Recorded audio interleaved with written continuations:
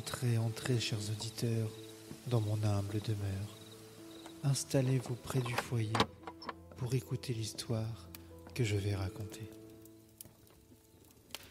La porte du monstre, William Hope Hodgson. En réponse au billet accoutumé de Carnacki nous invitant à dîner et à écouter une histoire, je me rendis de bonne heure à Cheyne Walk, où je trouvais, arrivés avant moi, les trois autres amis qui étaient toujours de ces charmantes petites soirées. Arkwright, Jessop et Taylor. 5 minutes après, un dîner exquis nous occupait tout entier. « Vous n'avez pas été longtemps partis cette fois ?» observai-je au moment de finir mon potage, oubliant combien Carnacki déteste qu'on lui demande ne fût-ce que d'indiquer les grandes lignes de ses histoires avant qu'il ne se déclare prêt à les raconter. « Non, » répliqua-t-il brièvement. Afin de changer le sujet, je communiquai à toute la table que je venais d'acheter un nouveau fusil, annonce qu'il approuva d'un sourire et d'un signe d'intelligence, comme pour me montrer quel plaisir lui causait ma tentative de détourner la conversation. Après le dîner, Carnacki s'installa confortablement dans sa grande chaise, alluma une pipe et entra au vif de son récit. Comme Dodgson vient de le remarquer, mon absence n'a pas duré longtemps, et pour la très bonne raison que je ne suis pas allé loin. Je dois vous taire l'endroit exact, mais il n'est pas à plus de 20 miles de Londres. Du reste, ma discrétion, sauf qu'elle m'oblige à déguiser un nom propre, ne gâtera pas mon histoire. Et c'en est une d'histoire, une des plus extraordinaires qui me soit jamais arrivée. Je reçus, il y a 15 jours, une lettre par laquelle un homme, que j'appellerai Anderson, me demandait un rendez-vous. Je fixai une heure, et quand nous nous rencontrâmes, il me pria d'examiner, et si possible de tirer au clair, un cas invétéré et bien authentique de ce qu'il qualifia de maison hantée. Il me donna les détails les plus minutieux, et finalement, le problème semblant présenter un intérêt unique, je décidai de m'en occuper. 2 jours plus tard, sur la fin de l'après-midi, j'arrivai en voiture à la maison, une vieille demeure solitaire au milieu d'un parc. Anderson avait laissé au maître d'hôtel une lettre qui me priait d'excuser son absence et mettait la maison tout entière à ma disposition en vue de mes recherches. Le maître d'hôtel, évidemment, connaissait l'objet de ma visite et je l'interrogeai à fond durant mon dîner qui fut solennel et solitaire. C'est un vieux serviteur privilégié et qui possède, jusque dans ses moindres détails, l'histoire de la chambre grise. J'appris de lui 2 particularités supplémentaires qu'Anderson m'avait bien mentionnées, mais d'une manière toute fortuite. D'abord, il paraît que dans le silence de la nuit, on entendait la porte de la chambre grise s'ouvrir puis se refermer lourdement, et cela malgré qu'elle fût fermée à la clé et que le maître d'hôtel eût lui-même déposé cette clé à l'office avec le reste du trousseau. De plus, tous les matins, on trouvait la literie arrachée du lit et jetée en monceaux dans un coin. Mais le fracas de la porte préoccupait surtout le maître d'hôtel. Bien des fois, ne pouvant dormir, il l'avait écoutée en grelottant d'épouvante, car il arrivait qu'elle retombait maintes fois, coup sur coup, avec le même vacarme. Bang, bang, bang, pendant le sommeil impossible. Je savais déjà par Anderson que la chambre avait une histoire s'étendant sur un siècle et demi. 3 personnes y périrent étranglées. Un de ses ancêtres et la femme et l'enfant de cet ancêtre. Ceci est véridique et je m'étais donné beaucoup de mal pour le contrôler. De sorte que c'est avec le sentiment d'avoir à étudier un cas impressionnant qu'après le dîner, j'allais jeter un coup d'œil dans la chambre grise. Peters, le maître d'hôtel, se montra fort effrayé de cette visite et m'assura, de la manière la plus sérieuse, qu'il se trouvait au service des Anderson depuis 20 ans et que jamais, pendant tout ce temps, personne n'était entré dans cette chambre après le crépuscule. Il me supplia, sur un ton tout à fait paternel, de bien vouloir attendre jusqu'au matin, car alors il n'y aurait plus aucun danger. Et lui-même pourrait m'accompagner. Naturellement, je le priais de calmer son inquiétude. Je lui expliquai que je me bornerais à inspecter rapidement les lieux et peut-être à poser quelques scellés. Il n'avait rien à craindre, j'étais accoutumé à ces sortes de choses. Mais quand il entendit ces derniers mots, il secoua la tête. « Il n'y a pas beaucoup de revenants comme le nôtre, monsieur, » m'assura-t-il, avec une sorte de mélancolique orgueil. « Et par le ciel, vous allez voir qu'il avait raison. » Je pris un couple de chandelles et Peter suivit portant son trousseau de clés. Il ouvrit la porte, mais ne voulut à aucun prix entrer avec moi. Sa frayeur était évidente et il me supplia encore de remettre mon examen au temps où il ferait jour. Je me moquai de lui et lui conseillai de monter la garde à la porte, prêt à bondir sur l'être quel qu'il fût qui sortirait. « Il ne sort jamais, monsieur », me dit-il de sa voix solennelle, surannée, un rien comique. À vrai dire, il trouva moyen de me donner l'impression qu'un frisson de terreur me gagnait moi-même, ce qui assurément ne lui eût pas déplu. Je le laissai là et examinai la chambre. C'était un vaste appartement bien meublé en grand style, avec un lit monumental dont la tête touchait au mur du fond. Il y avait 2 bougies sur le manteau de la cheminée et 2 sur chacune des 3 tables qui garnissaient la pièce. Je les allumai toutes et l'aspect de la chambre devint un peu moins sinistre.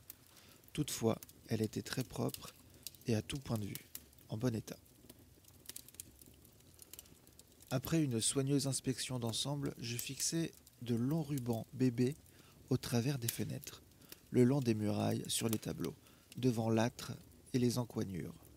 Pendant tout le temps que je consacrai à ce travail, le maître d'hôtel demeura exactement au seuil et je ne pus le décider à entrer. Je lui jetai de temps en temps un mot de plaisanterie tandis que j'attachais les rubans et me transportais d'un endroit à un autre. Par intervalles, il répétait avec obstination « Vous m'excuserez, j'en suis sûr, monsieur, mais je voudrais tant vous voir sortir. Je tremble vraiment pour vous. » Je lui dis qu'il n'était pas obligé de m'attendre, mais il resta fidèle à ce qu'il considérait comme son devoir. Il me déclara qu'il ne pouvait s'en aller et me laisser seul. Il renouvela ses excuses, mais en même temps me donna à entendre de façon très claire que je ne me rendais pas du tout compte du danger de la chambre. Et je pus voir que l'épouvante l'envahissait de plus en plus. D'autre part, j'avais à prendre les dispositions nécessaires pour que rien de matériel ne pût y entrer à mon insu, de sorte que je le priais de ne plus m'interrompre, à moins qu'il n'entendît ou ne vît réellement quelque chose. Il commença à m'énerver et l'atmosphère de vague terreur qui régnait dans l'appartement était déjà bien assez intense, sans que ses craintes vinssent y ajouter encore. Je continuai à travailler, étendant les rubans à une petite distance au-dessus du parquet et les fixant de telle sorte que les plus légers contacts eussent brisé les seaux, si quelqu'un s'était, à la faveur de l'obscurité, introduit dans la chambre pour y jouer le rôle de fantôme. Toutes ces choses m'avaient occupé beaucoup plus longtemps que je ne m'y attendais. Soudain, une pendule sonna 11 heures. J'avais ôté mon paletot au moment de commencer mon travail. Je traversai la salle pour aller le reprendre sur un sofa et j'étais en train de l'endosser quand la voix du vieillard, qui n'avait dit mot depuis 1 heure, s'éleva brusquement et bouleversée. « Sortez, monsieur, vite, il va arriver quelque chose !» Dieu, quel bond je fis, et voilà qu'au même instant, une des bougies de la table située à gauche du lit s'éteignit. Je ne sais si elle fut éteinte par le vent ou par quelque autre chose, mais un moment, je perdis la tête au point de prendre mes jambes à mon cou dans la direction de la porte. Toutefois, je m'empresse d'ajouter que je retrouvais mon empire sur moi-même avant de l'avoir atteinte.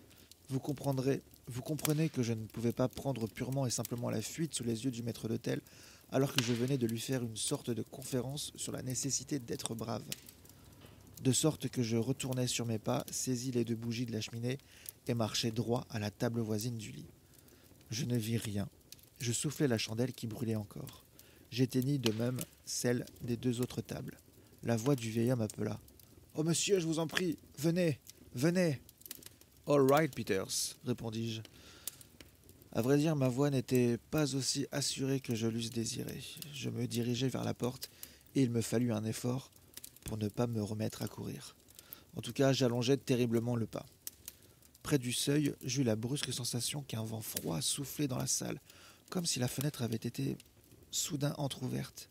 Je gagnai la porte et le vieux maître d'hôtel eut un recul instinctif. « Prenez les bougies, Peters !» dis-je assez vivement et je les lui mis dans les mains. Je me retournai, empoignai la clenche et repoussai la porte de toutes mes forces. Elle se referma avec fracas. Je crus sentir, croiriez-vous, quelqu'un la tirer de l'intérieur. Mais en cela, je fus probablement le jouet de mon imagination. Je tournai la clé à double tour. Après quoi, je me sentis plus à l'aise et me mis en devoir de sceller la porte. En outre, j'attachai ma carte de visite au-dessus de la serrure. J'empochai la clé et descendis avec Peters, qui, taciturne et agité, marchait devant, montrant le chemin. Pauvre diable, c'est seulement alors que je fus frappé de l'angoisse intense qui venait de l'étreindre durant 2 ou 3 heures. Je me couchai vers minuit. Ma chambre était située à l'extrémité du corridor sur lequel ouvrait la porte de la chambre grise. Je comptai les portes entre celle-ci et la mienne et m'aperçus qu'elles correspondaient à 5 chambres. Et vous comprendrez, j'en suis sûr, que je n'en éprouvais nul regret. Je commençai à me déshabiller quand une idée me vint. Prenant ma bougie et ma cire à cacheter, je m'en fus sceller les portes des 5 chambres. Si une porte retentissait dans la nuit, je saurais exactement laquelle. Je retournai chez moi, m'enfermai et me couchai. Je fus tout à coup éveillé d'un profond sommeil par un grand bruit quelque part dans le corridor. Je m'assis sur le lit, prêtant l'oreille, mais je n'entendis plus rien. Alors j'allumai ma bougie. À l'instant même de cette opération, j'ouïs de nouveau, dans le corridor, le vacarme d'une porte violemment fermée. Je m'élançai du lit et saisis mon revolver. J'ouvris la porte et m'avançai dans le passage, élevant la lumière et le pistolet en arrêt. Alors arriva une chose étrange. Je ne pus faire un pas dans la direction de la chambre grise. Vous savez que je ne suis pas un poltron. J'ai été mêlé à trop d'affaires de revenants pour mériter semblable accusation. Eh bien, j'avoue que j'eus peur. Mais là, peur comme un petit enfant. Il y avait quelque chose de trop inquiétant dans l'air de cette nuit. Je me réfugiai chez moi et je m'enfermai à clé. Je passa les heures qui suivirent, assis sur mon lit, écoutant le tonnerre sinistre de la porte dans le corridor. Le fracas se répercutait, l'écho, d'écho en écho, à travers toute la maison.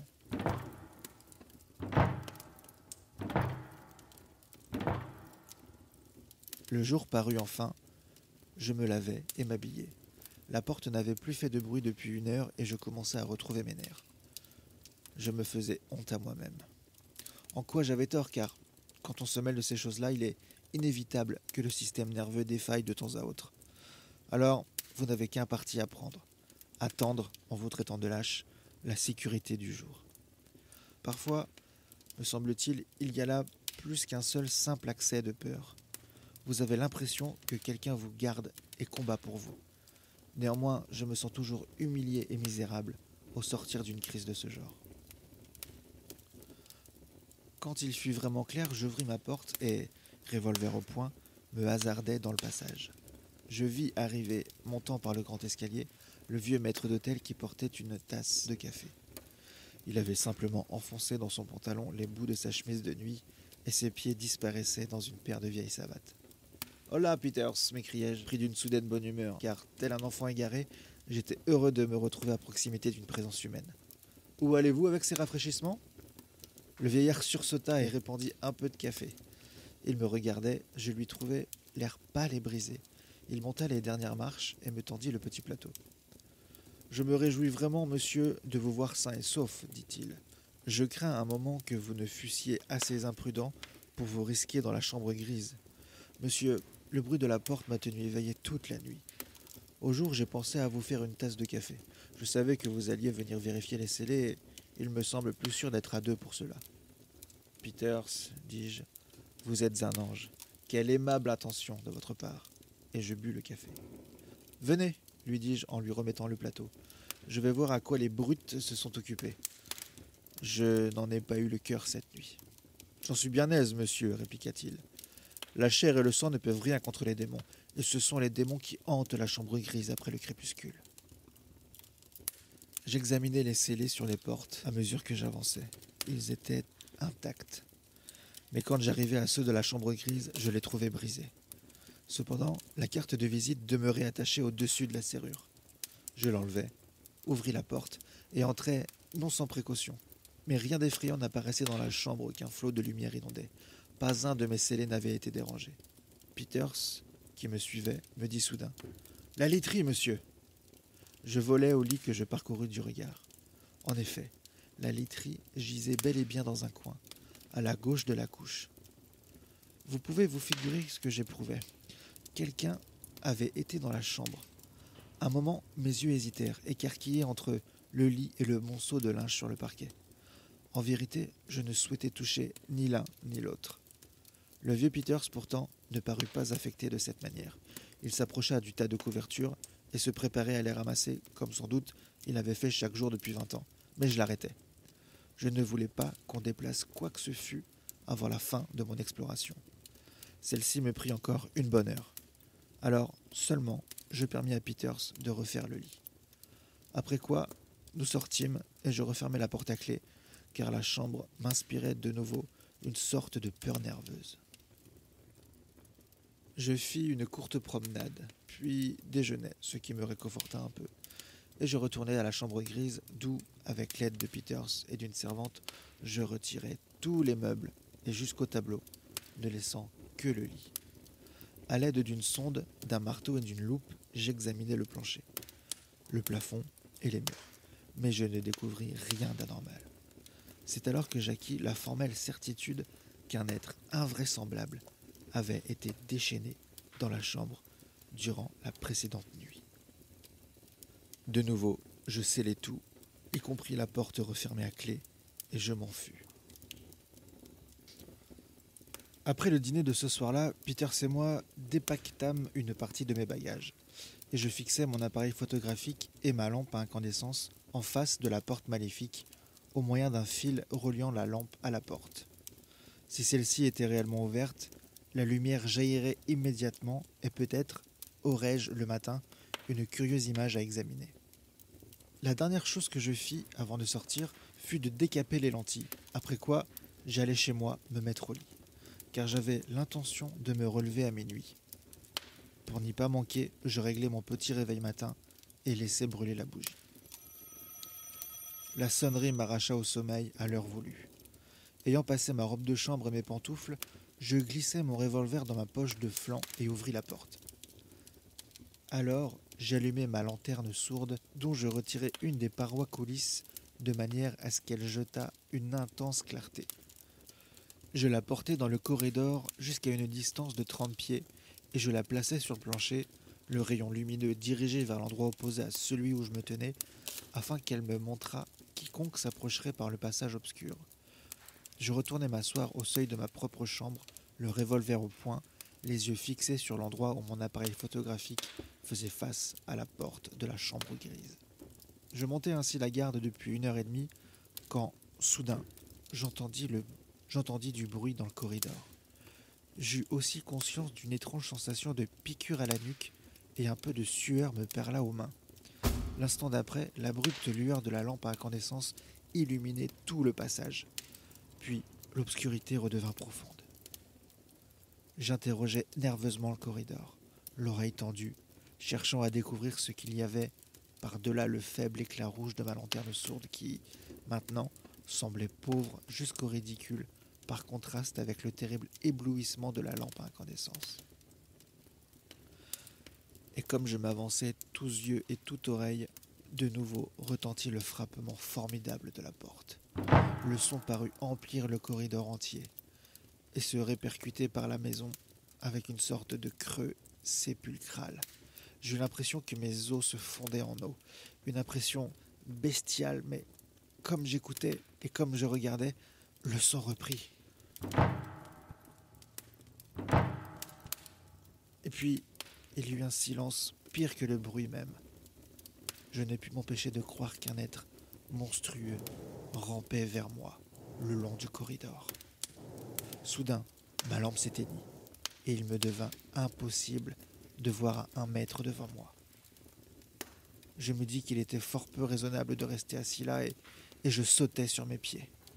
En ce moment même, je crus ouïr un son dans le passage tout à fait près de moi. Je reculai d'un saut jusque dans ma chambre, fermai précipitamment la porte et tournai la clé. Je m'assis sur mon lit, aux aguets. J'avais mon revolver en main, mais ce qu'il me semblait inutile. Comprenez-vous, je sentais qu'il y avait quelqu'un de l'autre côté de la porte. Je savais, par une raison inconnue, que ce quelqu'un ou ce quelque chose exerçait une pression sur la porte et cependant était mou. Voilà exactement ce que je pensais, mais si vous y réfléchissez, vous trouverez cette imagination bien étrange.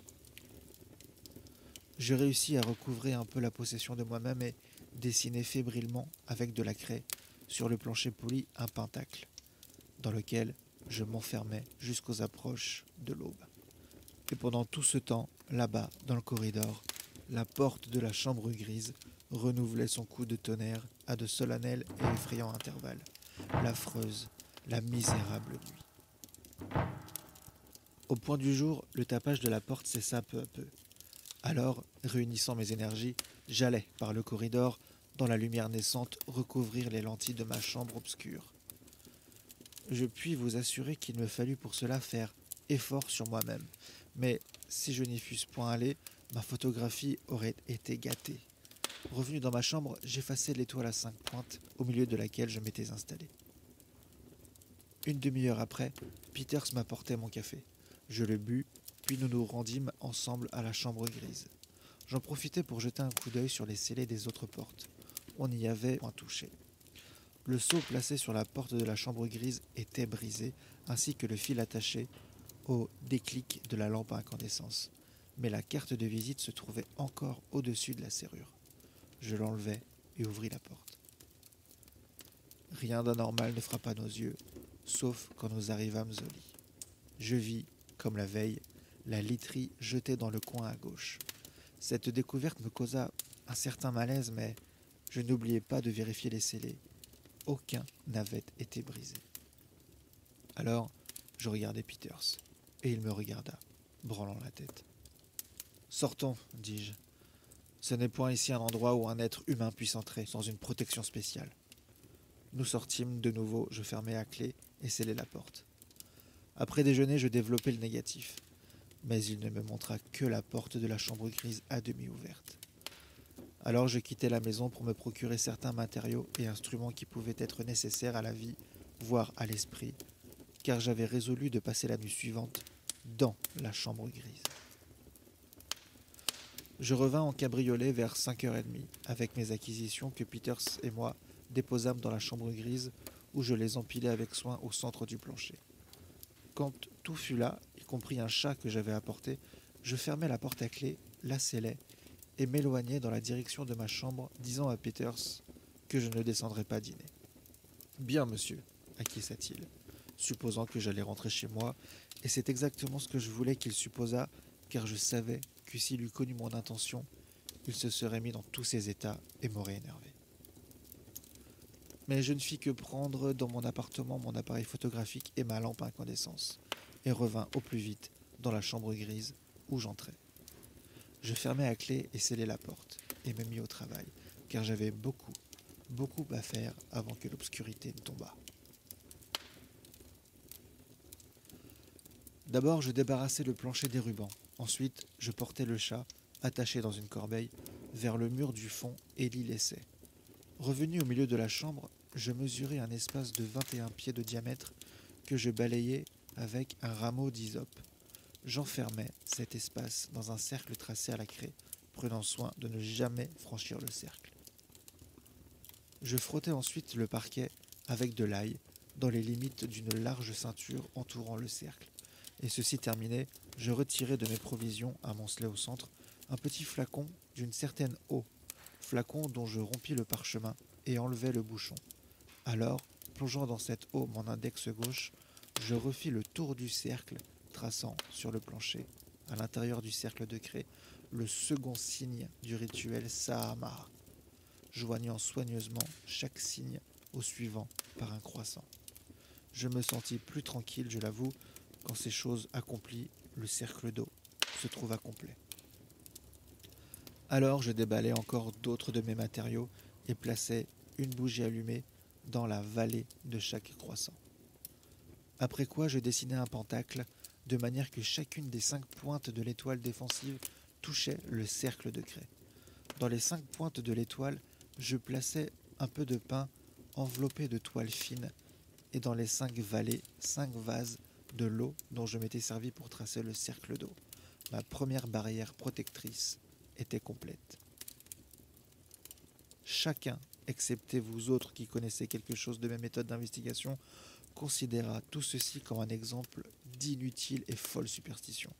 Mais vous vous rappelez tous le cas du voile noir, où je crois bien qu'une forme de protection analogue me sauva la vie, tandis que mon compagnon, Aster, qui s'en moqua et n'y voulut point entrer, périt. L'idée me vient du manuscrit Sigsand, écrit, pour autant que j'ai pu le vérifier, au XIVe siècle. D'abord, je crus être en présence d'un échantillon de superstition de l'époque, et c'est bien longtemps après cette première lecture que je m'avisai d'expérimenter sa défense. Ce que je fis, comme je viens de vous le dire, dans cet effroyable cas du voile noir. Vous savez comment tourna cette aventure. Depuis, j'en ai usé à plusieurs reprises, et suis toujours sorti sain et sauf de mes expériences, jusqu'à cette affaire de la fourrure mouvante. Je n'avais alors qu'une défense partielle et faillis mourir dans le Pentacle. Je tombais ensuite sur le livre du professeur Garder, Expérience avec un médium. D'après cet auteur, quand on entoure le médium d'un courant électrique, d'un certain nombre de vibrations, il perdrait son pouvoir, il serait en quelque sorte coupé de ses communications avec l'immatériel. Ceci me donna à réfléchir et me conduisit à la découverte du pentacle électrique, qui est une défense vraiment merveilleuse contre certaines manifestations. J'emploie pour cette méthode de protection la forme de l'étoile défensive, parce que, personnellement, j'ai la ferme conviction que cette vieille figure magique possède une vertu extraordinaire. N'est-il pas curieux qu'un homme du XXe siècle admette une chose pareille? Mais comme vous le savez tous, un peu de raillerie à bon marché ne me déconcerte et ne me déconcertera jamais. Je pose des questions et marche les yeux ouverts. Dans ce dernier cas, j'étais presque certain d'avoir à rencontrer un monstre extra-naturel et je tenais à prendre toutes mes sûretés. Je revins dresser le pentacle électrique de façon que chacune de ses pointes et de ses vallées coïncida exactement avec les pointes et les vallées du pentagramme dessiné sur le plancher. Alors, j'actionnai la batterie et, l'instant d'après, un pâle éclat bleu sortait des tubes entrecroisés. Je regardais autour de moi avec un soupir de soulagement. Je m'aperçus tout à coup que le crépuscule s'épaississait. La fenêtre devint grise et hostile. Je promenais les yeux sur l'immense chambre vide, par-dessus la double barrière de la lumière électrique et des bougies allumées. Le sens du surnaturel m'enveloppa, abrupt, extraordinaire, suspendu dans l'air. On eût dit comme si quelque chose d'inhumain allait s'abattre. La salle était pleine d'un relent d'ail froissé, une odeur que je hais. Je vérifiai l'état de mon appareil photographique et de ma lampe à incandescence. J'essayais soigneusement l'action de mon revolver. Je ne m'attendais pas à en avoir besoin. Cependant, des conditions favorables données, nul ne peut dire sans quelle mesure la matérialisation d'une créature extranaturelle est possible. Et je n'avais aucune idée de l'être certainement redoutable que j'allais voir ou dont j'allais sentir la présence. Je pouvais, en fin de compte, me trouver dans l'obligation de combattre une entité matérielle. Je n'en savais rien, mais il me fallait être prêt à tout. N'oubliez pas, quant à moi, je ne l'oubliais pas un instant, que 3 personnes avaient été étranglées dans le lit voisin, sans parler du féroce battement de la porte. Par moi-même entendu, je ne doutais point que je n'eusse à tirer au clair un dangereux et sinistre problème. Entre-temps, la nuit était venue, quoique les bougies éclairassent très bien la chambre, et je me surpris à regarder constamment derrière et autour de moi. Quelle épreuve pour les nerfs que cette attente de l'être qui allait venir. Soudain, je sentis, soufflant de derrière moi, un petit vent froid. Un frisson parcourut mes nerfs et l'impression d'une piqûre me traversait la nuque. Je pirouettais sur moi-même d'une sorte d'élan roide et fis face au vent étrange. Il semblait provenir du coin de la chambre à la gauche du lit, l'endroit même où, 2 fois, j'avais trouvé le tas de couvertures. Pourtant, je ne voyais rien d'anormal, rien ne s'ouvrait, rien. Tout à coup, les bougies tremblotèrent, prêtes à s'éteindre dans ce vent suspect. Je m'accroupis et mon regard effrayé jusqu'à la stupéfaction s'immobilisa quelques minutes. Je ne pourrais jamais vous faire comprendre combien il était pénible et démoralisant d'attendre là, assis, dans cet odieux vent froid. Et alors, flic, flic, flic, toutes les bougies s'éteignirent autour de la barrière extérieure, et je fus là, sous clé et sous scellé, dans cette chambre, sans autre lumière que la pâlure bleue du pentacle électrique.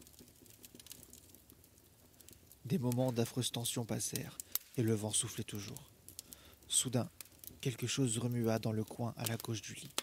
J'en eus conscience, plutôt par l'intuition d'un sens intérieur et inaccoutumé que par l'ouïe ou la vue, car le débile et court rayonnement du pentacle me donnait qu'un éclairage bien sommaire. Pourtant, comme je tressaillais, ce quelque chose commença lentement à s'étendre peu à peu devant mes yeux. Une ombre mouvante, plus noire que les ombres qui l'environnaient. Elle se perdit bientôt dans le vague, et pendant 1 minute ou 2, je lançais de côté et d'autre de rapides coups d'œil, avec un sens renouvelé de danger suspendu. Puis, le lit attira mon attention. Les couvertures en étaient tirées avec un mouvement à la fois persistant et furtif. J'entendis le lent et traînant bruit des draps, mais ne voyais rien de l'être qui tirait. Je constatais d'une manière subconsciente et introspective que la chair de poule me ressaisissait, et aussi cette sensation de piqûre derrière la tête. Mentalement, néanmoins, je possédais plus de sang-froid que durant les minutes antérieures, assez pour sentir la sueur froide sur mes mains et pour faire passer d'un mouvement à demi-conscient mon revolver dans ma main gauche, pendant que j'essuyais ma main droite sur mon genou, mais sans détourner, même pour un instant, mon regard de ces mouvantes couvertures. Les faibles bruits qui venaient du lit cessèrent tout à coup, et durant l'intervalle de silence profond qui leur succéda, je n'entendis que le battement mat du sang contre mes tempes. Cependant, le froissement des couvertures arrachées du lit se fit de nouveau entendre. Au milieu même de mon angoisse nerveuse, je me rappelais mon appareil photographique et m'en emparais, mais sans cesser de surveiller le lit. Et voilà qu'au même instant, toute la literie, enlevée avec une extrême violence, fut lancée dans le coin où elle s'abattit avec un bruit sourd. Pendant 2 minutes, le silence devint absolu, mais combien horrible. La literie avait été jetée avec une telle vigueur sauvage et qu'on sentait trop n'être point humaine. Soudain, près de la porte, il y eut un craquement léger. Puis, sur le parquet, le choc, plus léger encore, d'un peu de cire qui tombe. Un grand frisson nerveux me parcourut toute l'épine dorsale. Le sceau de la porte venait d'être brisé. Quelqu'un était là. Je ne pouvais rien voir, ou, pour m'exprimer plus correctement, je ne pouvais délimiter ce qu'en effet je voyais et ce que mon imagination se chargeait de faire apparaître. Je n'apercevais tout d'abord que le mur gris se prolongeant, mais bientôt, il me sembla voir quelque chose de noir et d'indistinct remuer parmi les ombres. Je me rendis compte aussi que la porte s'ouvrait et, de nouveau, fis effort pour saisir mon appareil, mais avant que j'eusse pu m'en servir, la porte retomba avec un vacarme terrifiant qui remplit toute la chambre. Je sursautais comme un enfant qui s'effraie. Il y avait une telle puissance dans ce bruit, comme si une force capricieuse et immense était déchaînée. Mais comprenez-vous bien, il ne fut plus touché à la porte. La corbeille où se trouvait le chat eut un craquement. Je sentis dans le dos comme des myriades de pointes d'épingle. J'allais apprendre définitivement si l'être qui hantait ce lieu pouvait mettre en danger la vie. Le chat poussa un miaulement hideux et se tut.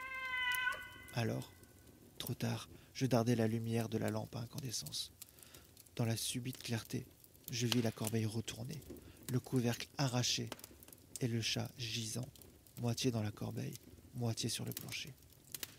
Je ne vis rien d'autre, mais je savais désormais sans nul doute que je me trouvais en présence d'un être possédant le pouvoir de détruire. Durant les 2 ou 3 minutes suivantes, une tranquillité vraiment remarquable régna. D'ailleurs, j'étais aveuglé par la fulguration de la lampe, de sorte que, par-delà le rayonnement du pentacle, l'obscurité demeurait d'un noir d'encre. Je le répète, c'était horrible.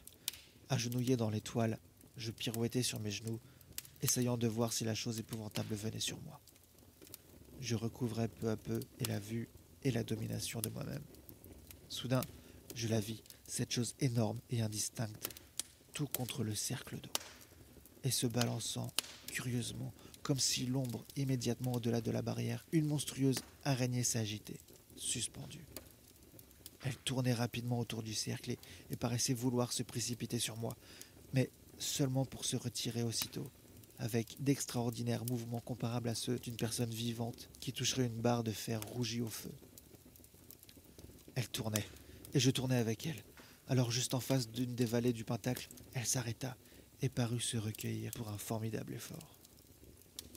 Elle se recula comme si elle eût voulu se renfoncer dans les ténèbres, puis vint droit à moi, gagnant en forme et en solidité à mesure qu'elle approchait.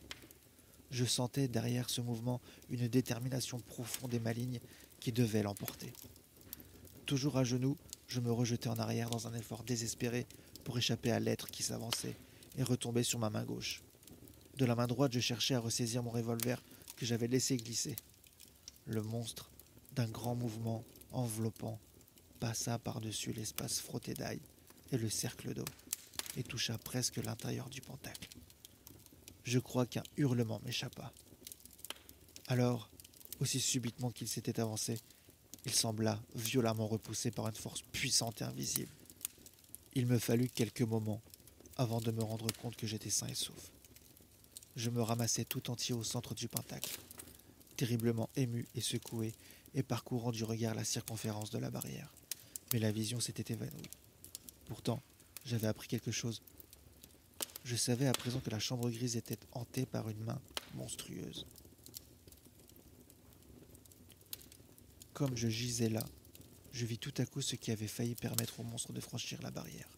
En me remuant au-dedans du pentacle, j'avais probablement heurté un des seaux, un des vases d'eau, car juste à l'endroit où l'attaque s'était produite, le vase qui gardait le creux de la vallée avait bougé, laissant une des 5 portes sans défense. Je le replaçai aussitôt et redevins presque tranquille. J'avais découvert la cause de l'alerte, et la défense tenait bon. Je me repris à espérer que le matin me trouverait vivant, car au moment où j'avais vu l'assaut si près de réussir, l'idée s'était emparée de moi, démoralisante, que les barrières ne me garantiraient jamais, toute la nuit, contre une telle force. De longtemps, je ne pus revoir la main, mais une fois ou deux, je constatai une singulière ondulation parmi les ombres, près de la porte. Un peu plus tard, comme dans un soudain accès de rage, le cadavre du chat fut ramassé et heurté au solide plancher par coups successifs, horribles et sourds. 1 minute après, la porte par 2 fois fut ouverte et refermée avec une force effrayante. L'instant suivant, la main du milieu des ombres s'étendit vers moi d'un mouvement sournois et rapide. Instinctivement, j'esquivai son étreinte et retirai mes doigts du pentacle électrique, où, durant un moment de fatale distraction, je les avais placés. Le monstre fut encore expulsé du voisinage des pentacles. Cependant, grâce à mon inconcevable aberration, c'était la seconde fois qu'il parvenait à surmonter les barrières extérieures. Pendant quelque temps, je tremblais du plus violent effroi. De nouveau, je m'agenouillais au centre du pentacle, tâchant de me faire aussi petit et compact que possible. Je me mis à réfléchir aux 2 accidents qui avaient manqué de me livrer à la brute. Étais-je influencé de manière à poser des actes inconscients qui me missent en danger ? L'idée me frappa et je fis attention à mes moindres mouvements. Tout d'un coup, j'entendis ma jambe fatiguée et renverser un des vases d'eau. Une faible quantité de cette eau fut répandue, mais grâce à mes soupçons éveillés, je remis en place le vase immédiatement redressé, où il restait un peu d'eau. Dans le même instant, l'immense main noire à demi matérialisée surgit de l'ombre et m'approcha de si près et si vite qu'il s'en fallut de peu qu'elle ne me frappât au visage. Mais pour la 3e fois, une force énorme, toute puissante, la rejeta en arrière. Sans parler de l'étourdissante frayeur où elle me laissa, j'éprouvais une sensation de défaillance spirituelle, comme si je ne sais quoi d'intérieur, de délicat et de charmant eût souffert en moi, car tel est l'effet que produit le contact trop immédiat de l'extranaturel, effet plus terrible dans un certain sens que toute douleur physique. Par elle-même, j'ai connu mieux l'étendue et la proximité du péril. Longtemps, l'action brutale et obstinée de cette force sur mon esprit me dompta. Je ne peux exprimer cela autrement. De nouveau, je m'agenouillai au centre des pentacles, ayant presque aussi peur de moi-même que du monstre, car je comprenais maintenant que, si je ne me défiais pas de toutes mes impulsions, je pouvais effectuer moi-même ma propre catastrophe. Jugez de mon état d'âme. Je passais le reste de la nuit perdu dans un brouillard de morbide frayeur, en proie à une telle anxiété que je n'osais faire aucun mouvement naturel, tant je craignais que tout désir d'agir me fût inspiré par l'influence qui menaçait ma personne. Et le spectre continuait à rôder le long des barrières, se renfermant sur le vide dans sa rage de ne pouvoir se refermer sur moi. À 2 reprises encore, le cadavre du chat fut secoué. La seconde fois, j'entendis gémir et craquer chacun de ses os. Et pendant tout ce temps, le vent surnaturel continuait à souffler du coin situé à gauche du lit. Ce vent cessa au moment où la première blancheur devint sensible au ciel. Je ne vis plus de traces de la main. L'aube grandissait lentement et sa morne lumière emplissait toute la chambre, rendait plus blafarde la pâle lueur du pentacle électrique. Pourtant, je n'essayais pas de quitter la barrière avant qu'il fît grand jour. Je me disais que, peut-être, le subit arrêt du vent n'était qu'un piège pour m'attirer hors des pentacles. Enfin, quand le soleil rayonna, brillant et vainqueur, je regardai une dernière fois autour de moi, courus à la porte, l'ouvris d'une façon nerveuse et maladroite, la refermai au plus vite, toujours à clé, et me réfugiai dans ma chambre à coucher, où je me mis au lit et laissai se calmer mes nerfs. Peters m'apporta mon café. Après l'avoir bu, je lui dis que je désirais dormir ayant veillé la nuit. Il s'en fut avec son plateau. Je fermai ma porte à clé, me couchai et m'endormis. Je me réveillai à midi et après le lunch, retournai à la chambre grise. J'arrêtai le courant du pentacle, ce que j'avais oublié le matin, dans ma précipitation. Je fis disparaître le cadavre du chat, je ne désirais pas que personne vît la pauvre bête. Ensuite, j'examinai dans le plus grand détail le coin où la literie avait été jetée. Je perforai la boisserie à plusieurs endroits, mais ne trouvai rien. Alors l'idée me vint de sonder sous la plinthe. Ma sonde heurta quelque chose qui rendit un bruit métallique et que je retirai. C'était un petit objet que je portais vers la fenêtre. Je reconnus un anneau de métal gris, de forme pentagonale, c'est-à-dire de la même forme que l'intérieur du pentacle magique, mais sans l'aimant qui constituait les pointes de l'étoile défensive. L'anneau ne présentait ni pierrerie, ni caractère gravé. Vous comprendrez combien cette découverte m'intéressait quand je vous aurais dit que j'étais sûr de tenir en main le fameux anneau fatidique de la famille Anderson, c'est-à-dire la chose du monde en connexion la plus étroite avec l'histoire de la chambre hantée. Cet anneau avait été transmis de père en fils pendant des générations et, toujours obéissant à d'anciennes traditions familiales, chaque héritier dut promettre de ne jamais porter l'anneau.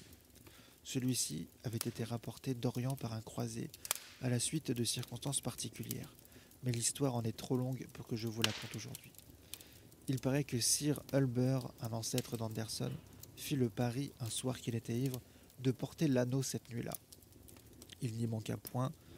Le matin suivant, on trouva sa femme et son enfant étranglés dans leur lit, et dans la chambre même où je me remémorais à présent cet ancien drame. Sir Hulber, accusé d'avoir commis le meurtre dans un accès de rage causé par la boisson, s'avisa afin de prouver son innocence, de coucher la nuit suivante dans le même lit. Lui aussi fut étranglé. Depuis lors, plus personne n'avait passé la nuit dans la chambre grise jusqu'au moment où je m'y aventurai. L'existence de l'anneau perdu depuis si longtemps était devenue presque un mythe. Aussi éprouvai-je une vive émotion à me trouver là, cet objet, entre les mains.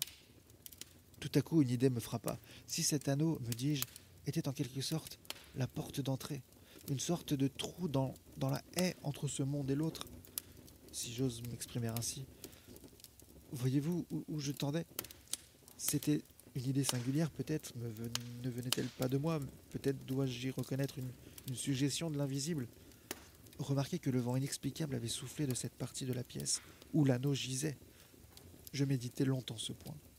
Puis cette forme, l'intérieur d'un pentacle. L'anneau n'avait pas de monts. Et que dit le manuscrit Sixand ? Les monts sont les 5 collines de la sauvegarde. S'il manque, pouvoir est donné aux démons et faveur certaine aux mauvais. La forme même de l'anneau était donc significative. Je résolus d'en tenter l'essai. Je défis mon pentacle, car il doit être fait à nouveau et autour de la personne à protéger. Je sortis, fermant la porte à clé. Je quittai la maison pour aller chercher certains matériaux, car ni herbe, ni l'eau, ni le feu ne peuvent être employés une seconde fois. Je rentrais vers 7h30. Mes acquisitions transportées dans la chambre grise, je renvoyais Peters comme le soir précédent. Aussitôt débarrassé de lui, je scellais la porte, je dépactais mes matériaux accumulés au milieu de la salle et m'occupais, avec toute la diligence possible, à construire une barrière autour de moi et de l'anneau. Je ne me rappelle pas si je vous l'ai dit, mais voici quel était mon raisonnement. Je pensais que si l'anneau était de quelque manière un moyen d'admission et qu'il se trouvait enclos avec moi dans le pentacle électrique, il serait, pour le dire en un mot, isolé. La force dont l'expression visible était une main se verrait dès lors obligée de rester de l'autre côté de la barrière qui sépare l'anormal du normal. Elle ne trouverait plus de porte d'entrée. Comme je le disais, je travaillais de toutes mes forces à compléter la barrière, car il était déjà bien tard pour séjourner sans protection dans un lieu pareil. En outre, je pressentais qu'un immense effort serait tenté cette nuit en vue de reconquérir l'usage de l'anneau, car j'étais fortement convaincu que l'anneau était indispensable à la matérialisation. Vous allez voir si je devinais juste. 1 heure après, mes barrières s'élevaient complètes. Et je vous laisse à penser mon soulagement quand, une fois de plus, je vis autour de moi la clarté pâle du pentacle électrique. Puis 2 heures s'écoulèrent, pendant lesquelles j'attendis, face au coin d'où le vent soufflait d'ordinaire. Vers 11 heures, j'eus la vague perception de quelque chose près de moi. Cependant, rien n'arriva pendant 1 heure encore. Alors soudain, je sentis l'étrange vent froid s'élever de nouveau. À mon grand étonnement, il semblait procéder de derrière moi. Je me retournai, saisi de la plus hideuse épouvante. Il me souffla à la figure. J'écarquillai les yeux, bouleversé par une frayeur nouvelle. Qu'avais-je fait, grand Dieu? L'anneau était là, tout près de moi, où je l'avais déposé. Soudain, je m'aperçus qu'il s'animait de mouvements bizarres, convulsifs. Je les contemplais stupidement. Or, je constatais que le vent soufflait de l'anneau. Une étrange fumée indistincte devint visible, comme déversée par celui-ci en se mêlant aux ombres mouvantes. Je compris mon danger plus que mortel, car les ombres qui s'enroulaient autour de l'anneau prenaient une silhouette reconnaissable et la main de mort se formait dans le pentacle. Terre et cieux, comprenez-vous ce que j'avais fait? J'avais introduit moi-même la porte d'entrée dans les pentacles, et la brute en sortait, vomie dans le monde matériel comme du gaz pourrait l'être par l'extrémité d'un tuyau. La terreur me pétrifia 2 secondes, puis, d'un geste maladroit et affolé, je me précipitai sur l'anneau, voulant le jeter hors du pentacle, mais il s'évada comme si un être invisible et vivant l'eusse repoussé de ci, de là. Enfin, je l'agrippais, mais au même instant, une force incroyable et brutale l'arracha à mon étreinte. Une grande ombre noire le couvrit tout entier, monta dans l'air, vint à moi. C'était la main, vaste, presque complète. Je rugis comme un insensé, sautai par-dessus le pentacle et le cercle de bougies et courus vers la porte d'une fuite désespérée. Je m'efforçais, trop stupéfié pour y réussir, de faire jouer la clé dans la serrure, mais pendant tout ce temps, je regardais avec une terreur confinant à la démence vers les barrières. La main s'agitait et en quelque sorte plongeait dans ma direction. Mais, de même qu'elle avait été incapable de pénétrer dans le pentacle quand l'anneau se trouvait au dehors, de même à présent que l'anneau se trouvait à l'intérieur du pentacle, elle n'avait plus la faculté d'en sortir. Le monstre était enchaîné, aussi sûrement qu'une bête dont on eût rivé les fers. Même alors j'eus conscience de cela, mais j'étais trop sans dessus-dessous pour raisonner. Dès que j'eus réussi à tourner la clé, je m'engouffrai dans le passage et refermai bruyamment la porte. Je ne sais comment j'arrivai chez moi, car je pouvais à peine me tenir debout. Je m'enfermais, allumais ma bougie, me couchais et laissais les réactions nerveuses se produire. Je dormis un peu et me réveillai quand Peters m'apporta le café. Après l'avoir bu, je me sentis mieux et pris le vieil homme avec moi pendant que j'inspectais la chambre grise. J'ouvris la porte et me glissai à l'intérieur. Les bougies brûlaient encore, blêmes dans la clarté du jour. Derrière elles, l'étoile pâlement lumineuse du pentacle électrique continuait à luire. Au centre, l'anneau, la porte du monstre, gisait immobile et commun d'aspect. Rien n'avait été touché dans la chambre, et je me rendis compte qu'à aucun moment la brute n'avait réussi à sortir des pentacles. Alors je m'en allai et fermai la porte à clé. Je dormis encore quelques heures, puis quittai la maison. Je revins l'après-midi en cabriolet, muni d'un chalumeau oxydrique et de 2 cylindres contenant les gaz. Je portai ces choses dans la chambre grise, et là, Au centre du pentacle électrique, j'installai le petit fourneau. 5 minutes après, l'anneau funeste, autrefois le porte-bonheur, mais aujourd'hui la malédiction de la famille Anderson, n'était plus qu'une petite tache de métal brûlant. Kornacki fouilla dans sa poche et en retira un objet enveloppé de gros papier. Il me le tendit. Je vis un petit cercle de métal grisâtre ressemblant à du plomb, mais plus brillant et plus dur. Après l'avoir examiné et passé aux autres, je demandai « La chambre, après cela, cessa-t-elle d'être hantée ?» Kornacki s'inclina en signe d'affirmation. « Oui, dit-il. Avant de quitter la maison, je dormis 3 nuits dans la chambre grise. Le vieux Peters faillit s'évanouir quand il a appris que j'avais cette intention. Mais là, à la 3e nuit, il se rendit compte que la maison était redevenue parfaitement sûre et banale. Et je crois bien que, dans le fond de son cœur, il n'approuva point cela. » Kornacki se leva et se mit à distribuer des poignées de main. « Allez-vous-en » dit-il avec sa brusquerie enjouée. Et chacun de nous retourna pensivement chez soi.